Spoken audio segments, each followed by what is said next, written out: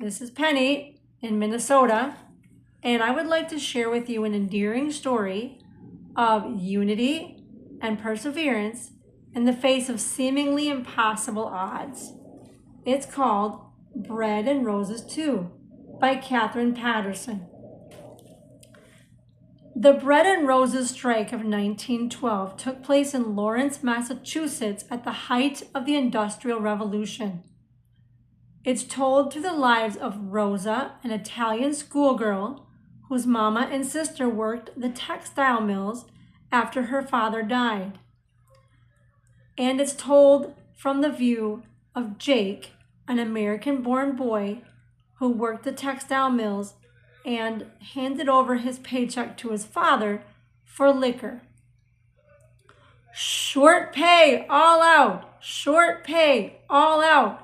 was the rallying cry when the Woods Mill sped up the machines and shorted paychecks to offset profits lost after legislation reduced the work week for women from 56 hours to 54 hours. Children often claimed to be age 14 so they could work the mills, but they received even less pay than women. Short pay, all out! Short pay, all out! Thousands of workers walked out of the mills and marched through the streets. Riot bells rang out. Police sprayed ice-cold water from fire hoses on the strikers. Through Jake, we see the choice between joining the WAPs, Italians, and acting like a man, or facing a beating from his father when he got home and sleeping under trash piles in the alley to get away from him. Through Rosa, we hear her teacher lecturing about the evils of anarchists and godless Marxists. We hear her priest saying the same. And shame on those ungrateful workers. Mr. Woods cares about his people. Education is the only way to escape from the mills. Proper American women stayed home and served their husbands and cared for their babies. Shame on those parents who didn't purchase textbooks for their children. But Mr. Billy Wood had a huge estate on Andover and more cars than he could count. Rosa's mother and the Lithuanians, sharing their tenement, were singing all day long and even forgetting about God. What would become of them? Rosa's mother asserted that they only had two choices: fight and starve, or work and starve. And so it was. The Italian branch of the IWW set up soup kitchens and strike committees. The Wobblies sent money from around the country so they could have food for their bellies and coal for their fires. They passed out little red books with union songs. For many non-union members, the fear of their neighbors was greater than the fear of the mill owners. Bread and Roses became the rallying cry, not just for food, but for dignity and beauty in life. Every day the women marched and sang together. Italians, Lithuanians, Poles, Turks, Jews. The mill owners, to undermine the strike, paid an undertaker to set up dynamite in a store to frame the strikers for it. The police shot a girl and blamed it on the strikers. The IWW leaders were thrown in jail for inciting a riot. Sounds familiar?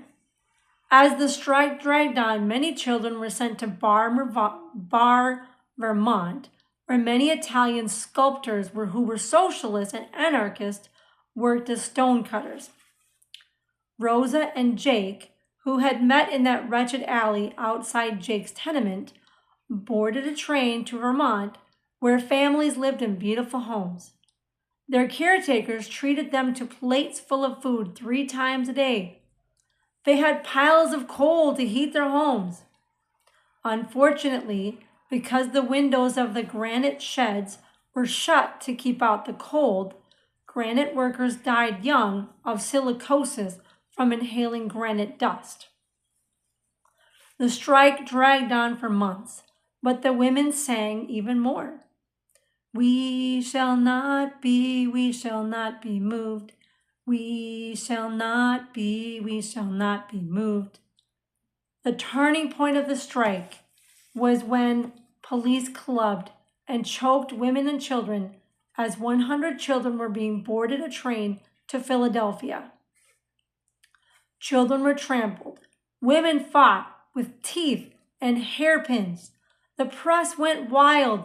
The entire country was incensed that innocent wives and babies were attacked by Lawrence police and Massachusetts militia. Jake could not understand why the people with the guns were so afraid of the strikers. Mr. Drabati, their caretaker, explained, "Guns don't win this kind of war. His heart is strong in here." Congressmen finally called for hearings. Children who worked in the mills testified in Washington. Even President Howard Taft called for investigations into working conditions in the mills. The women had won the strike. The people of Barr proudly remember that they were able to help the mill workers of Lawrence with their strike. Not only did Italian stonecutters take the children of the strikers into their homes, but they also raised hundreds of dollars for strike relief. And the Socialist Labor's Hall still stands in Barr, Vermont. The women won the strike. Women can win. Workers can win. We must unite. We must unite.